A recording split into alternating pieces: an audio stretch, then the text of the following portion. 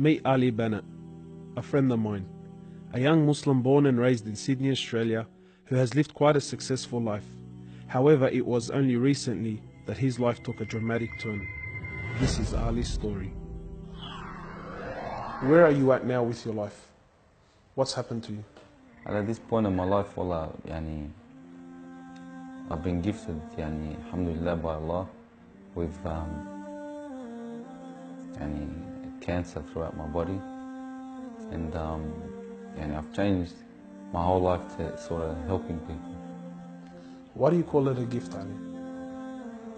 And alhamdulillah, it's a gift because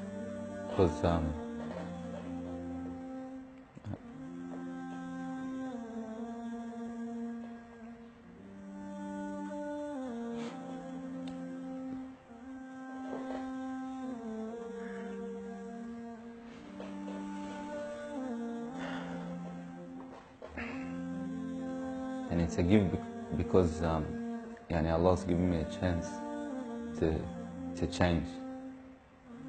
What has having cancer, what has it opened your eyes to? SubhanAllah, everything in life, even the smallest kid, like breathing fresh air.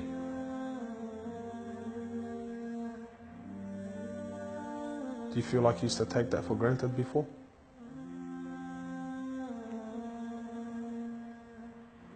How long have you had cancer for? 4 months now. Ali was diagnosed with stage 4 cancer and given only 7 months to live.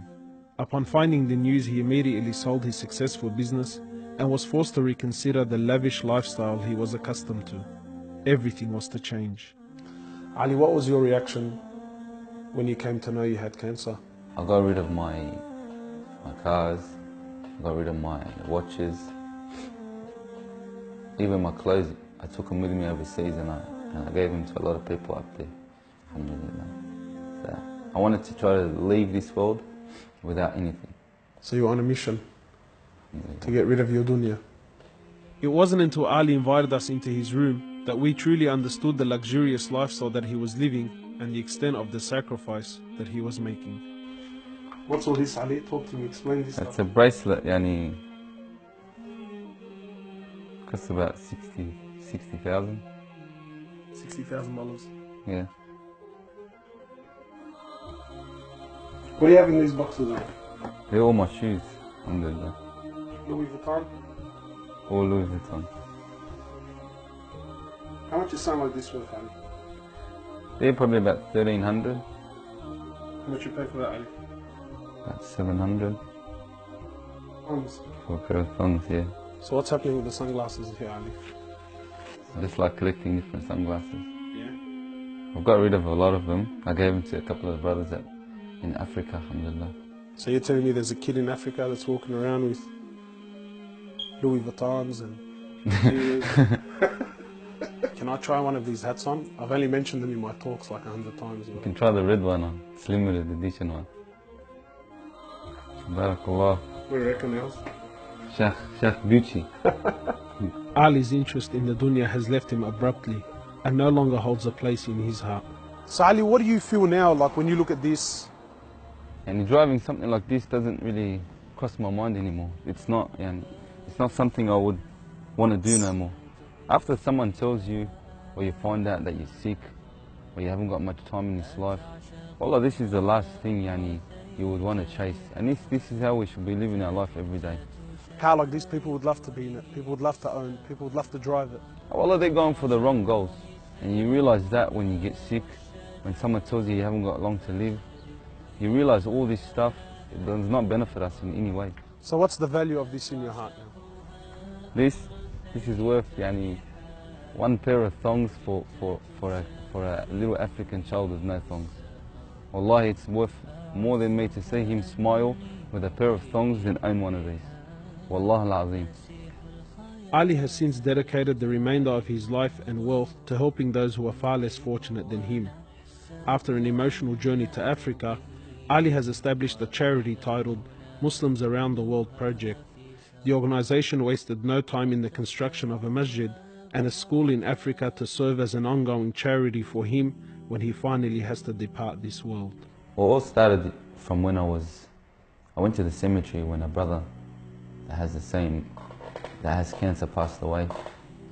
And I was at the cemetery and I was just thinking to myself, you know, after you go, there's nothing. There's no one there for you. No mother, no father, no brother, no sister, except for your deeds.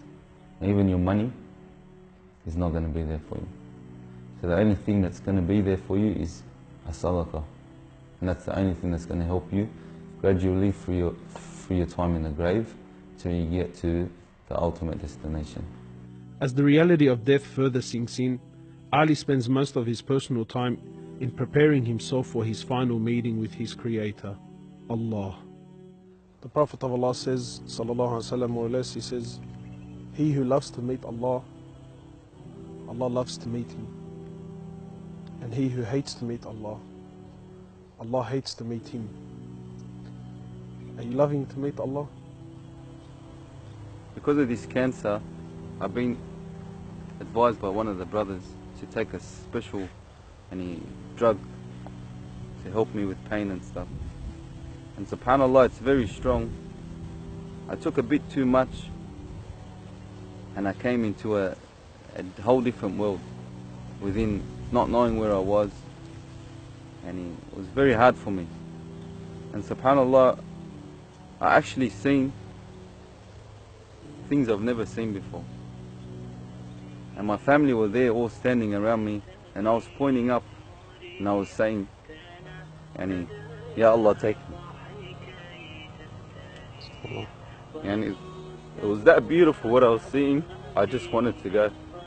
And the next day, subhanAllah, I woke up and I was upset that Allah didn't take me.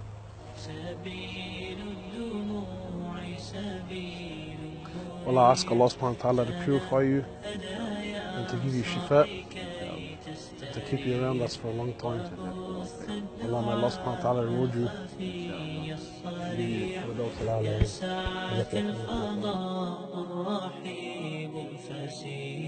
سبيل الدموع سبيل مريح تنهدى يا صاحي كي تستريح